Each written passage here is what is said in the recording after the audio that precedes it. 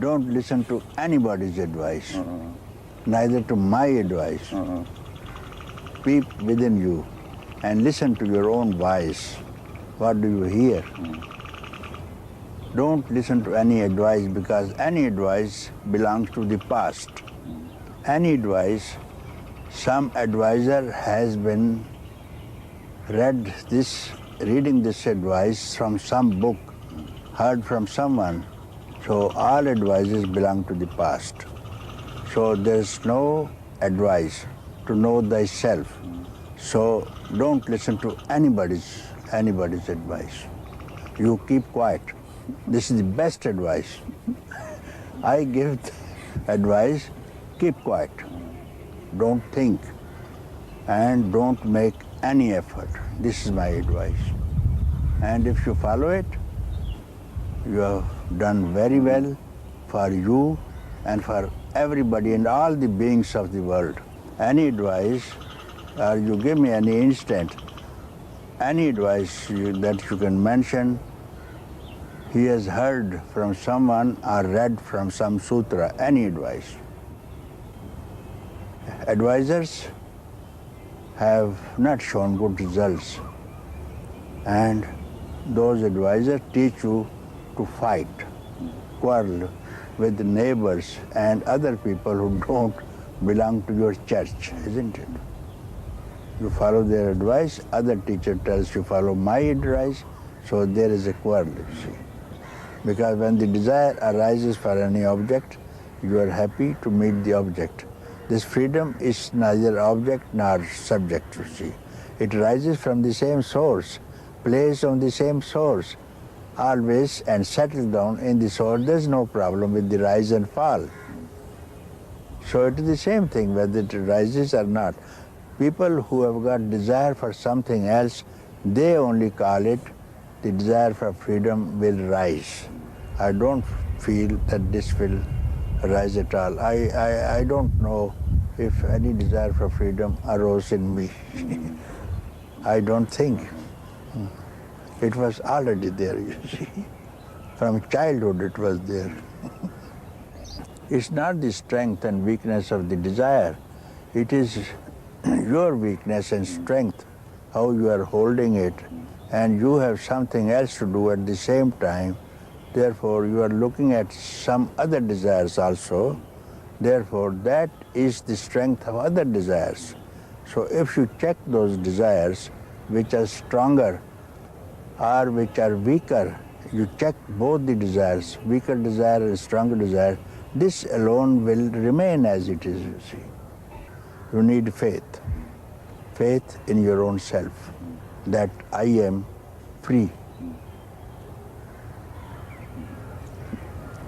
If you at all want to believe in faith, this is the best faith you can have. I am already free. When you can have a faith, I am suffering, I am bound, why not to have the best faith, then I am free? What difference does it make? So this desire will vanish. This desire will vanish itself. This desire for freedom will vanish. Knowing it that it is freedom itself. But since you were engaged in other desires, they have left you. So it remained what it was. You are not to go anywhere. You have to stay quiet. Therefore, it is very easy to attain freedom, is very easy, but it becomes difficult. The people say difficult because they are otherwise engaged. So to give up their attachment to other things is difficult. The freedom is not difficult. To disengage yourself from other attachments may be difficult. That you have to decide once upon a time, now or next life. So you do not depend on the freedom itself. And you don't understand the language of freedom, the language of emptiness, the language of love, because you have sold yourself to other objects. You don't understand this thing. So if you are very intensely in want of this thing for freedom, and you don't understand. So this freedom, out of compassion, takes a physical form to speak to you in your own tongue, so that you understand what is freedom, and then it teaches that I am your own self. And then it enters your own self and becomes one. This is the role of the teacher, to point out to you, I am yourself, I am that itself. This is the role of the teacher. For some time it becomes a teacher to just apprise you of the fact that you are that, you don't listen. Therefore he becomes teacher. That becomes teacher to tell you, you are that itself. And then you see teacher and you is one. So when you go to a teacher, you keep quiet. You need not give any question. Don't expect any answer. You just see, sit quiet and feel if your mind is quiet or not. If it is quiet, then you expect this is the man who can teach you, this is the man who is worth staying near. What appears and disappears is not real. It's not real. The seer remained. You saw him, he disappeared. You remain, same seer. Now you are here also. Seer remained. Now find out who the seer is. So it was a word only, no? It was a word. But then it struck me. I became the seer, you see. I became the seer. So whatever word I often say in satsang also, whatever you hear, don't hold the word, go to the root of the word, you see. Then instantly you will get, when you say the word freedom, desire for freedom, you immediately go to freedom itself, you see. And when someone speaks about some other object, let us go to lunch, you speak of food. So you are one with the food.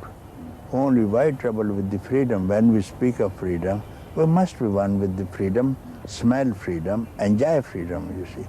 But this doesn't happen. For other things, everything else, we understand. The word takes us to that place. First of all, meditation is just to fatigue your body and mind so that you get fed up and find there may be something else. There may be something else, so he will be in search of a teacher. Then he will not tell him to meditate. He will tell him some unique method. He will tell him, keep quiet. He will not tell him to do anything. Doing and not doing is not the work of a teacher. It is for the preachers. You have to do this and you have not to do this thing. Teacher has no teaching, no do's and no don'ts. He tells you, keep quiet. There can be nothing else that the teacher can say. And this is going to work. And this could be the best teaching that the teacher could give. If you listen to him, as I was telling, if he says, keep quiet, not only you hear, but you become quietness, you see. What is the trouble, you see? And you see in satsang also, listening also, when I tell them, inquire, investigate, who am I? And they say, we can't do it. We can't do it. You see, we have been doing and we are in trouble, in tension, headaches. So they are otherwise engaged. So therefore, some rare one gets at it. And I do not know why. I cannot give you anything on my own, why it is not working. Why it's not working, you see. And if you keep quiet, you will fall in love with it, you see. After all, everybody needs happiness and peace, whatever they are doing. and there can be no happiness, no peace, no love, no beauty anywhere else, in any other object except this, here and now. Therefore, you don't need any meditation. Because meditation, you need mind to meditate. You need mind to meditate. Therefore, the result of any process has to be mental.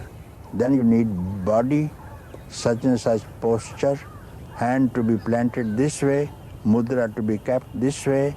So it is going to be physical. So any physical activity gives you physical result, mental result. Any good idea that attracts you, sounds good, you follow it, that could be mental or intellectual ideas. Then the result will be intellectual. Not shun all these ideas, you see. Physical, mental, also spiritual, you see. So if you get rid of all notions, what you have heard, and ideas, then you are emptiness itself. To give up the intention to keep quiet. If they can't keep quiet, give up the intention to keep quiet, then what will happen? Because this is not a method. This is not a method. Other methods are just clipping the branches, but this is striking at the root of the mind, not the branches, you see. Branches will grow again, you see.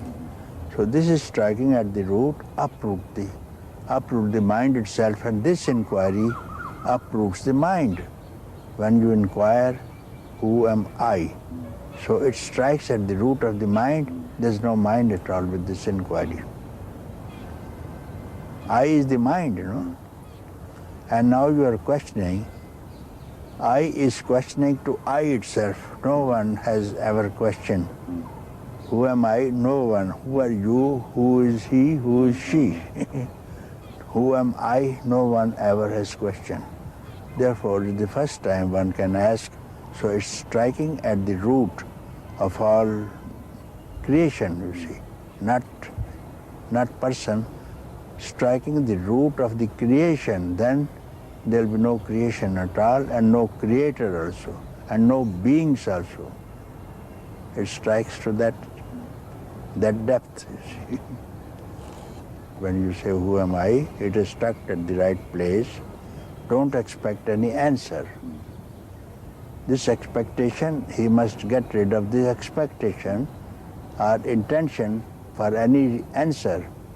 So therefore, this question is not to get answer.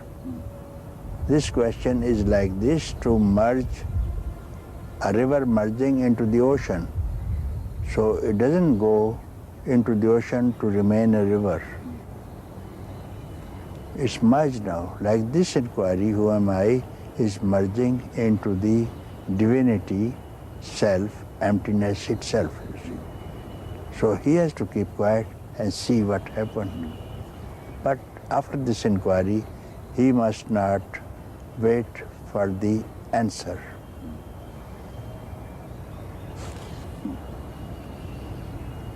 So if he has asked the question, after having finished this question, that is the answer. Immediately this question is finished. Who am I? After I, it is ended. So I make a diagram, drawings also, see. After this, what is this after I? So you become that where I has discharged into. It has to be emptiness.